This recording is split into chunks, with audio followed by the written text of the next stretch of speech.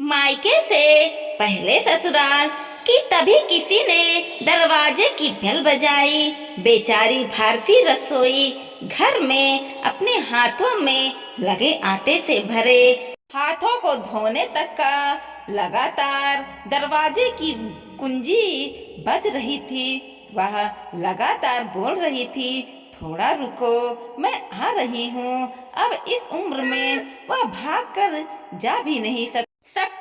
दरवाजे खोलने के लिए जैसे ही उसने दरवाजा खोला और सामने देखा तो उसकी बेटी अदिति दरवाजे के बाहर खड़ी थी। तभी उसे आश्चर्य हुआ कि कुछ बताया भी नहीं, मैंने भी नहीं बुलाया तो अदिति अचानक कैसे आ गई? अपने आने से पहले बताना तो चाहिए था। अकेले ही आई हो क्या? जमाई जी और बच्चे कहाँ हैं? भारती ने एक साथ कई सारे सवाल किए। तभी आदिति बोली, माँ, क्या कोई अपनी प्यारी इकलौती बेटी का ऐसे स्वागत करता है? मुझे लगा कि तुम मुझे अचानक देखकर बहुत खुश होगी और सबसे पहले मुझे गले लगा लोगी, पर यहाँ तो उल्टा ही हो रहा है। शायद तुम दुनिया की पहली माँ होगी जो बेटी को ससुराल से अपने घर आते देखकर खुश होने के बजाय चिंता में पड़ गई। क्या मैं अकेले इस घर में नहीं आ सकती? साथ ही आना जरूरी है, बोलकर आदिति घर में प्रवेश कर गई और अपना सामान रखकर बोली, भाभी कहाँ पर हैं? भाभी जल्दी चाय नाश्ता लेकर आओ, आपकी नंद आई है। बहू घर पर नहीं है, अपने मायके गई है। माँ ने कहा, अच्छा, इसलिए तुम घर संभाल रही हो और खाना बना रही हो। माँ, तुम्हारी बहू के तो बड़े ही ठाठ हैं। बहू मौज से घूम रही है और सास घर संभाल रही है। देखो ना, आपने बहू को आने से पहले ही खाना बना कर रखा है। उसे घर आकर कुछ भी काम करने की जरूरत ही नहीं पड़ेगी।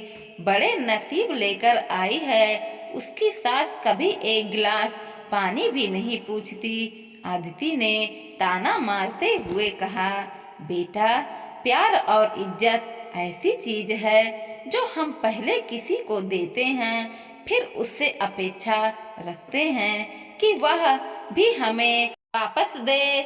माँ ने उसे समझाते हुए कहा। माँ ने आगे कहा, हर एक लड़की को अपने ससुराल में जगह बनानी पड़ती है। वहाँ कुछ भी आसानी से नहीं मिलता। तुम अपनी सास से एक गिलास पानी की अपेक्षा करती हो। तुम तो उसकी बहू हो। तुम बहू तो सिर्फ भी तुमसे कभी उन्होंने एक गिलास पानी दिया है क्या?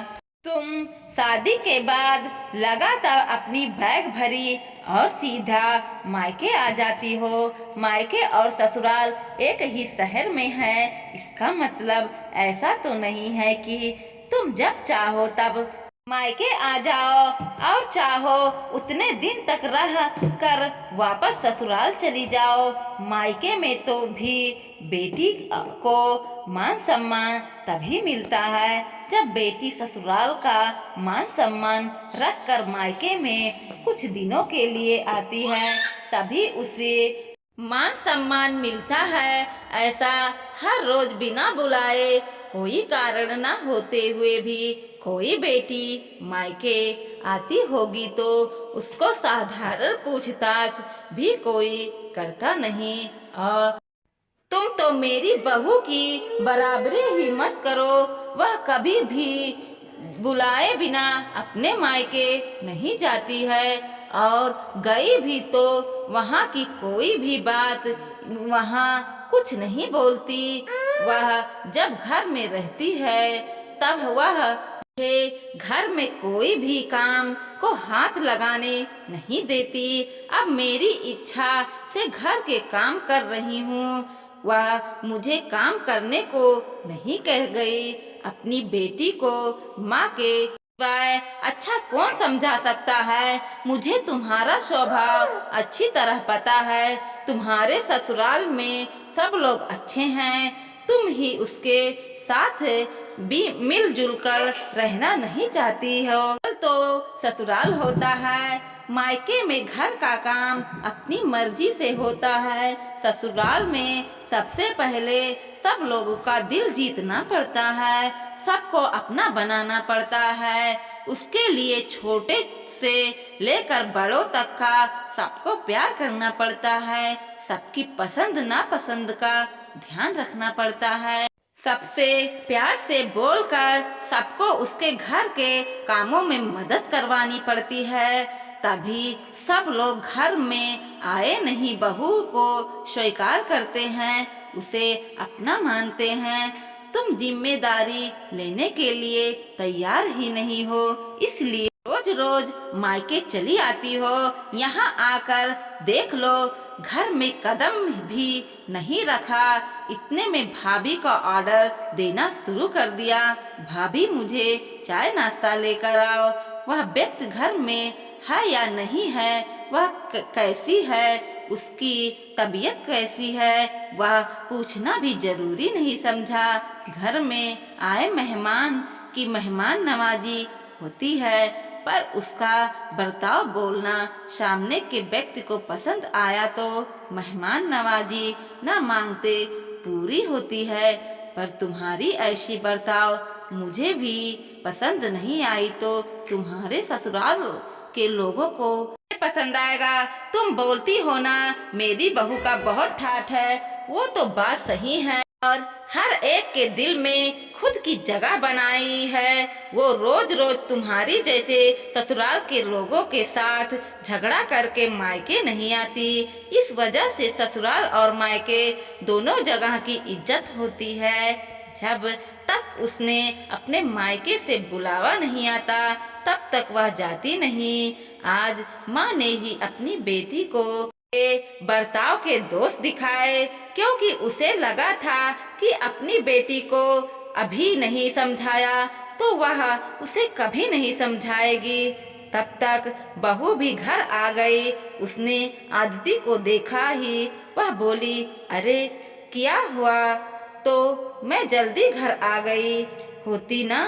इस पर आदिति बोली, नहीं नहीं भाभी, मैं वापस जा रही हूँ। अभी ही मेरे सास का फोन आया था, उसने सीने में दर्द हो रहा है, मुझे वापस जाना है, आऊंगी वापस कभी यहाँ। बोलकर आदिति अपना सम्मान लेकर चली गई। तभी उसकी भाभी ने उसे रोकने का प्रयास किया। उस पर उसकी सास ने ही अपनी बेटी को रोकने के लिए मना किया और अपनी बहू को बोली, तो जाने दे, उसे पहले घर संभालने दो, उसके बाद उसे मायके में आने दो। तुम्हें भी किसी जाति हो क्या। तभी बहू भी समझ गई कि सास ने उसकी बेटी को जीवन का पाठ पढ़ाया। काफी महीनों हो गए आदिति का फोन नहीं आया था। वह खुद भी मायके नहीं आई, इसलिए उसकी माँ ने उसे फोन किया। शुरुआत में किसी ने भी फोन नहीं उठाया। फिर थोड़ी देर बाद फोन किया तो फोन उठाया, लेकिन आदिति ने नहीं, उसकी सास ने उठाया। भी उन्होंने उनकी तबीयत का पूछा। फिर दोनों की बातें शुरू हुई। तभी बीच में ही अदिति की सास ने उसकी माँ को धन्यवाद किया। तब अचानक उसके ऐसे बोलने इसलिए भारती जी ने वापस, पीछे आप और किसी की बात कर रही हो क्या। अदिति की सास बोली, नहीं तो फिर आप धन्यवाद किसको बोल रही थी। भारती जी पूछा, आपकी बेटी आदिति बहुत समझदारी से बर्ताव कर रही है, सभी को अपना बनाने की कोशिश कर रही है, सभी की पसंद मनपसंद का खाना बनाकर खिलाती है। घर में बहुत आनंद का वातावरण बना है, कोई भी झगड़ा नहीं, जैसे स्वर्ग ही बन गया हो मेरा घर। इसलिए मैं आपको धन्यवाद बोल रही हूँ। आपकी बेटी के अच्छे बर्ताव से यह दिन हमें देखने को मिला। हम उसे की तरह से कोई भी अपेक्षा नहीं थी, पर आपने उसे समझा कर भेजा और उसके स्वभाव में बदलाव आया। आज उसी आदिति को मायके जाने तो दूर की बात है, फोन पर बोलने के लिए भी उसके पास वक्त नहीं है। वह अपने गृहस्थी में व्यस्त हो गई। दोस्तों, वीडियो पसंद आया हो तो लाइक कीजिए, शेयर कीजिए और सब्सक्राइब भी कीजिए और देखते रहिए कोमल मोटिवेशनल 2.0।